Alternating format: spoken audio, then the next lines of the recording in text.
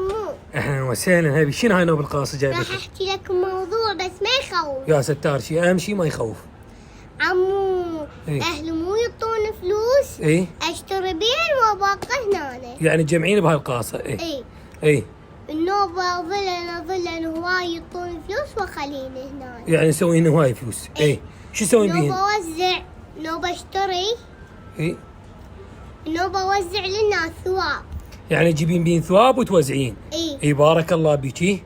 وهسه شنو ايش راح تسوين؟ نو ما راح اوزع. ليش؟ لأنك بنية خطية صغيرونة ومريضة، ونوب أبوها وأمها ما عندهم فلوس، فقيرين. ايه؟ راح تعطيهم فلوس؟ أي راح آخذهن وأعطيهن للبنية حتى ياخذوها للدكتور. بارك الله بيك عمو، شاي من الزينات. ترى الثواب بالإمام الحسين ما محتاجه واللطم ما محتاجه.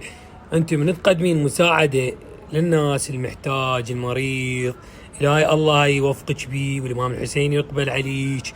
أكو هواي ناس متخذة من الإمام الحسين بس مجرد لطم وهوسة ورياء ومواكب وجيب وودي، بس هي من يجيها فقير، ناس محتاجة مثلا مريض محتاج عملية، او انسان محتاج مثلا شخص يريد يتزوج وما عنده فلوس يتزوج، ما يساعدونه، يعوفونه، يعتبرون انه هذا هيك.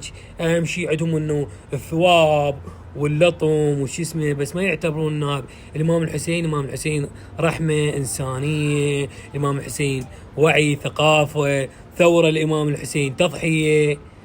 فانت بارك الله بيك على هاي الخطوه، وروح الله يوفقك، تستاهلين. باي باي عمو.